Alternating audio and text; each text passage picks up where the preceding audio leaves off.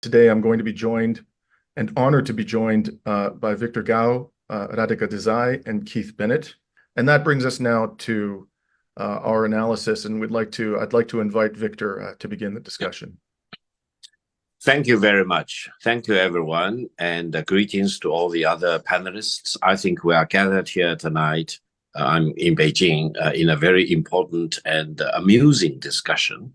I think there are so many things involved in this situation, and I'm not going to go into all the details. Suffice to make several very important points. One is that the U.S. dropped the extradition request, and eventually Meng Wanzhou became a free man again. She is back in China. She's been very successful, and Huawei has really bounced back, and it's leading the charge of technological renovation and innovation in many important respects. The United States and some of its allies have bombarded Huawei or Meng Wanzhou with a lot of accusations of espionage or threat against national security. They have failed in coming up with any substantiated accusation against either Huawei or Meng Wanzhou. That's the first point. The second point is that while the Chinese government has insisted from the very beginning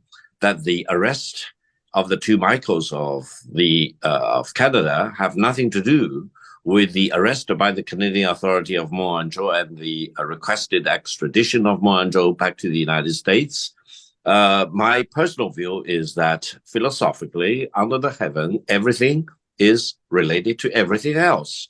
I'm not going to contradict the statement of the Chinese government, but we should bear in mind this philosophical point. And the fact that the two Michaels and Meng Wanzhou were kind of released and flown out of Canada for Meng Wanzhou and for the two Michaels out of China, almost highly synchronized on the same day, indicated there must be something related to these two cases, while the Chinese government has insisted that they are not related. Now, the third point is that the Canadian government has insisted from the very beginning of the arrest of the two Michaels that these two Michaels had nothing to do with intelligence or espionage.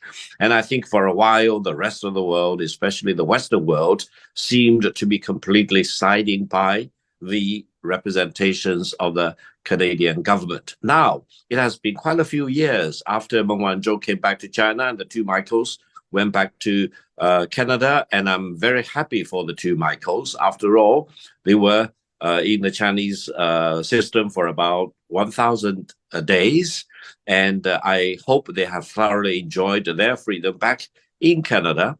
And now the very important point, that is, the two Michaels are now at kind of a litigation against each other, and Mr.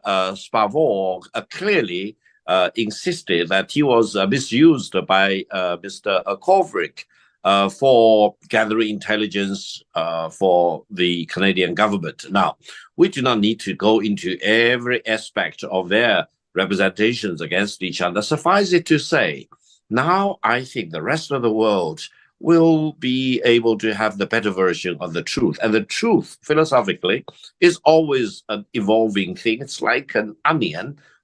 It depends on how many peels you can peel off from the onion. Is that right? So I think my point is that eventually it ended up with great pleasure for the two Michaels back in Canada enjoying their freedom, and for Madame Meng Wanzhou back in China as one of the very successful high-tech executive in China as well as in the world.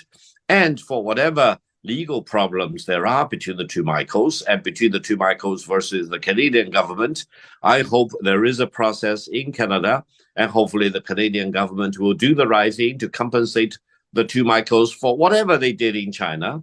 And I think the Canadian government probably is also very much concerned about the continued litigation between the two Michaels and against the Canadian government for more details to be thrown out into the open, which may or may not reflect well on either the Canadian system or on the representations they made for so many years about what the two Michaels were doing in China.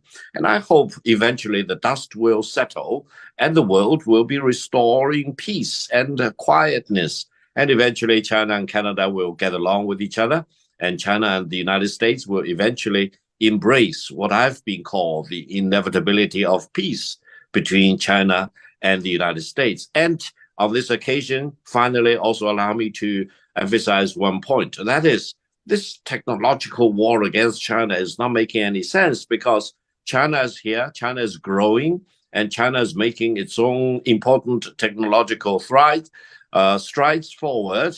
And eventually, China and the United States need to get along with each other. And I hope in that overall context, Canada will play a role of good offices rather than betting everything on the American side against China, especially if China is not doing the wrong thing, and especially if China is doing amicable things for the progress of technology and for international cooperation. I will stop here and I will be all ears listening to the other panelists. He wrote, in both of my roles, one area I worked on was trying to engage China in an effort to get the North Koreans to stop what did you try to get them to stop doing? Developing and proliferating nuclear weapons and missile technology. There isn't any evidence that North Korea is proliferating its nuclear weapons, as far as I know. But anyway, and he goes on, so of course we were interested in better understanding the DPRK. That involved talking with people who were knowledgeable about the country, doing analysis and making recommendations. Is it not possible, that's perhaps the thought I'd like to leave with Victor, is it not possible that this might at least have been interpreted by the Chinese government in certain ways, given the overall sensitivity of these issues to all the parties concerned? First of all, I personally do hope that denuclearization on the Korean Peninsula can be achieved. But as former president, then the incumbent president Donald Trump found out in Hanoi when he met with Mr. Kim, it will not be able to be achieved if the United States wants to have the denuclearization proceeding ahead of the signing of a peace treaty between the United States and DPRK. Therefore, let's do the thing in the right sequence. Let's really make sure that there are conditions for denuclearization, and it really takes multiple parties to tangle together. DPRK and the United States, very importantly, and there need to be reassurance for each side to make sure that denuclearization will be achieved in real substantive way rather than a ploy to trick somebody into a trap so that you may follow up with a war against DPRK or regime change, etc. So I think we can talk separately about the denuclearization. I'm a big fan for the real substantive denuclearization if we can line up all the necessary things together. Secondly, we all know that China accused the two Michaels, including Mr. Spovall, of espionage. Now, if the two Michaels, when they went back to Canada, just disappeared below the radar screen and engaged in other identities or started to do other things, maybe the West will continue to blame China for using espionage charges against the two Michaels without a reason. But now, let us be really honest about this. I think the litigation between the two Michaels and against the Canadian government and the over-eagerness of the Canadian government to step in to compensate the two Michaels, etc., really indicated that the two Michaels were doing something very highly classified, even as far as the Canadian government is concerned. Now, thirdly, very importantly, I think China has its own laws and regulations, and they use their own due process and legal process to accuse the two Michaels of espionage and to bring them to the Chinese justice. Now, you may agree or disagree with what this Chinese justice is, but backed up about what happened subsequent to the two Michaels went back to Canada and the legal case involved, as I mentioned, it is clearer, at least, that the Chinese government didn't really fish around and try to come up with a fabricated case against the two Michaels. Now, the third point is that whether China will view whatever the two Michaels were doing in China as innocent things, for example, rather than involving espionage, according to Chinese law and regulations. That question is not left by the Canadians to decide. It's left by it's left to the Chinese to decide whether the Chinese espionage law has been involved. So my point is that let's focus on doing the right thing to achieve real denuclearization on the Korean Peninsula, really bringing peace and stability to the Korean Peninsula.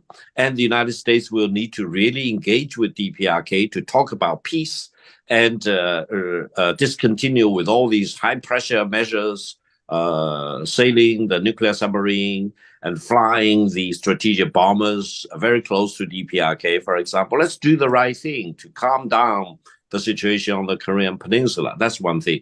Secondly, I personally hope whatever the litigation or the legal problems involving the two Michaels and between the two Michaels and the Canadian government will be resolved very amicably as quickly as possible, because I think the world and mankind are very busy following other major events. You have wars happening in different parts of the world. Whatever that's involving the two Michaels were already past. It's no longer the hot issues facing China or Canada or the rest of the world. I just personally hope the two Michaels will become very much normal citizen, and they will need to do whatever they need to do in going through the legal process. And hopefully they will be happy with the compensation to be eventually granted by the Canadian government. And let the historians down the road, 50 years from now, to write a book about what exactly happened to the two Michaels. For us, the current generation, we need to be very busy and engaged with hot, burning issues that we are faced with. We have a war in Ukraine. We have war in Gaza. We have slaughtering of innocent people. More than 20,000 innocent Palestinians have been killed. 75% of them were women and children. So let's focus on the other things. But for the two Michaels, I personally give them all the good wishes. And I do hope China, Canada, and the United States and all the other countries who care about peace and stability on the Korean Peninsula will do the right thing to create conditions for denuclearization on the Korean Peninsula to be achieved, while lasting peace will be achieved between DPRK and the United States and Republic of Korea.